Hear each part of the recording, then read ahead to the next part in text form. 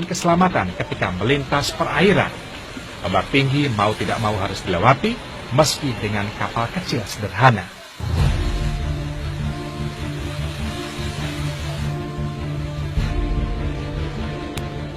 Sepanjang perjalanan menuju Tawau, rombongan TKI sempat dihadang polisi Malaysia. Namun kapal ini selalu lolos dari pemeriksaan. Kami menduga sudah ada uang suap yang disiapkan pemilik kapal kepada oknum petugas.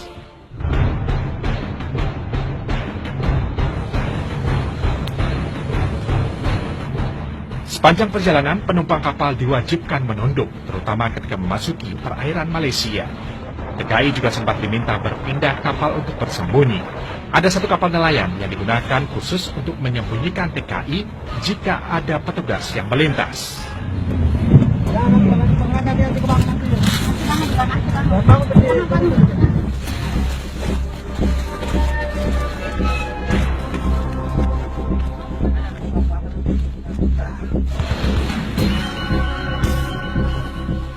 Ketika memasuki kapal nelayan untuk bersembunyi, kami bertemu banyak TKI ilegal lain yang sudah terlebih dahulu tiba.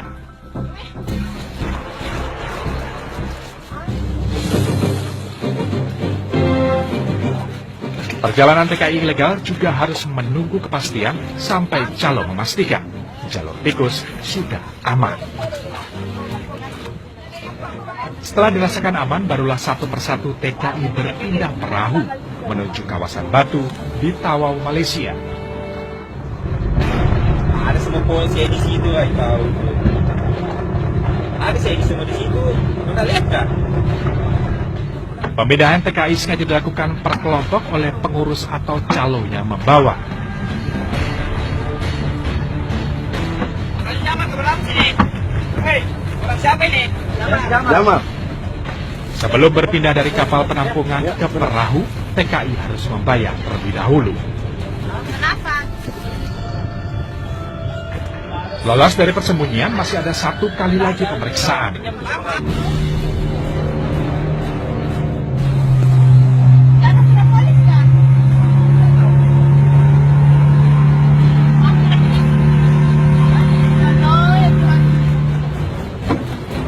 Setelah cukup lama menunggu di laut, TKI kemudian menepi untuk diturunkan. Salah satu mantan calon TKI yang kami temui menyebut daerah Batu Tawau adalah tempat teramai TKI ilegal. Setidaknya puluhan bahkan ratusan TKI ilegal setiap harinya mendarat di lokasi ini. Di sinilah yang paling besar. Di sini negara dibilang malam kah, subuh kah, di sinilah paling tempatnya.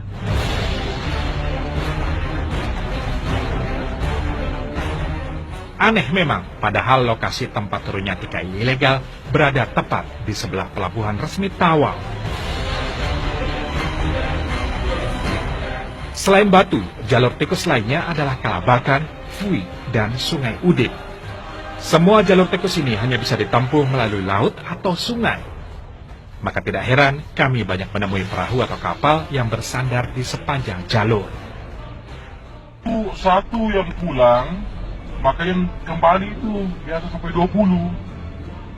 Begitu. Kalau yang jadi pengurus itu? Nah, pengurusnya dilulukan. Rata semua dilulukan tuh pengurus. Dilulukan. Karena aku dikira-kira dia mau kerja di sana kalau tidak begitu.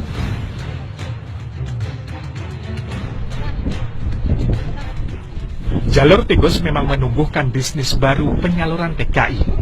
Adalah TKI ilegal yang kerap menggunakan jasa calo untuk sampai ke Malaysia tanpa menggunakan surat-surat.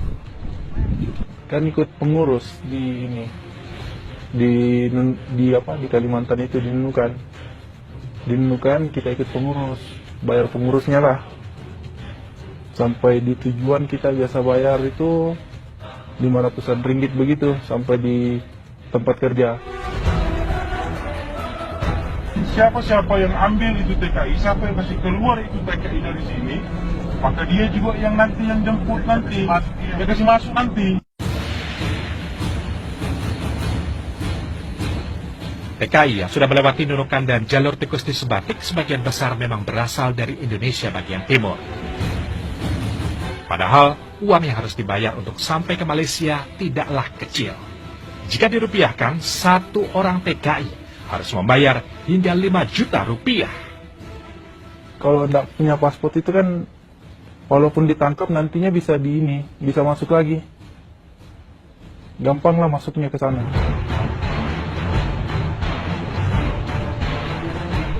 Di jalur tikus ini pula lah, calo atau pengurus memiliki peran besar terhadap keluar masuknya TKI ilegal. Pengurus kerap memberi jalan hingga menjadi pelindung TKI. Kan masih tanggung jawabnya pengurus. Kalau waktunya itu saya ditangkap di Tawau, di Batu. Saya ditangkap, tapi pengurus yang keluarin. Karena itu kan masih tanggung jawabnya pengurus, kita membayar. Jadi sampai di tempat kerja, sudah dikeluarin itu baru dikirim ke tempat kerja. Kalau di tempat kerja ditangkap, company yang urus saya bisa keluar lagi dari ini, tangkapan polis Malaysia. State itu semua tempat-tempat kerja itu memerlukan orang. Iya, memerlukan orang. Jadi kita bawalah. Kompani carikan aku orang begini. Nanti kami antar. Nanti sampai sana baru dibayar. Kita dulu masuk. Nanti sampai sana baru bayar kita. Dalam sehari, calo bisa membawa TKI hingga 50 orang. Bayangkan jumlah keuntungan yang diperoleh dari jasa penyelundupan manusia ini. Jadi pengurusnya ada beberapa jenis. Ada yang memang dia fokusnya hanya pembuatan dokumen. Apa sih? Pembuatan paspor. Ada yang pengurus yang bisa mengangkut mereka. Kamu mau kemana? Pokoknya dari Nunukan sampai ke Tawau ke sini sekian. Sanggup.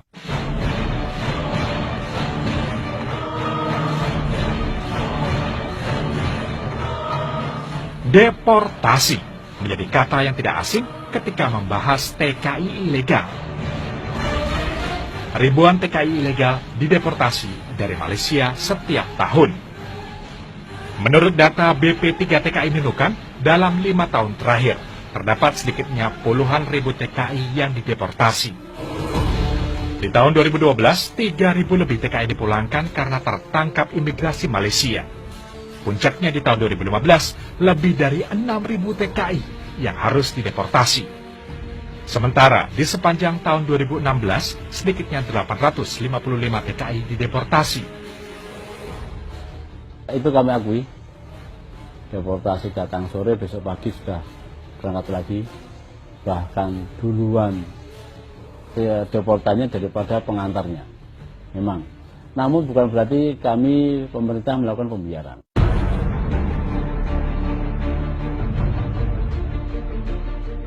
Kini yang menjadi pertanyaan, mengapa deportasi seolah tidak pernah berhenti?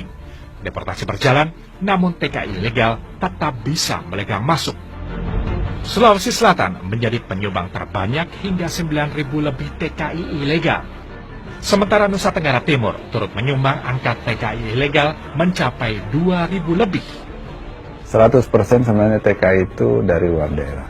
Karena yang kita tahu itu sumbernya itu sebagian besar dari NTT, NTB, Sulawesi Selatan, dari Jawa Timur yang lewat daerah sini ya. Karena kalau penduduk asli sini jarang menjadi TKI. Tetapi sampai sekarang ini, alhamdulillah Parepare itu tidak pernah mengirim TKI. Khusus warganya tidak ada yang keluar negeri untuk mencari pekerjaan. Sekarang ini TKI itu bisa diproses di mana-mana untuk masuk ke Tawau, ada yang diproseskan di daerah asalnya. Nah, kita sulit memantau berapa jumlah orang yang sebenarnya ke Malaysia ini menjadi TKI atau berapa yang sebenarnya hanya kunjungan kekeluargaan aja. Ini yang kadang-kadang sulit bagi kita karena data yang betul-betul fix di Nunukan itu tidak ada. Meski sudah ada belasan tahun, jalur tikus memang menjadi dilema sekaligus persoalan lama. Keberadaan jalur ilegal sepertinya sulit diberantas. Jalur yang bisa ditempuh sangat banyak dan sangat dekat. Bisa ditempuh dengan waktu yang pendek, kapanpun, jam berapapun. Mau masuk ke wilayah Malaysia dari arah mana, ke daerah mana, semua bisa ditempuh. Sulitnya menutup jalur tikus juga ditengarai karena adanya putaran uang yang sangat besar sekaligus melibatkan banyak orang.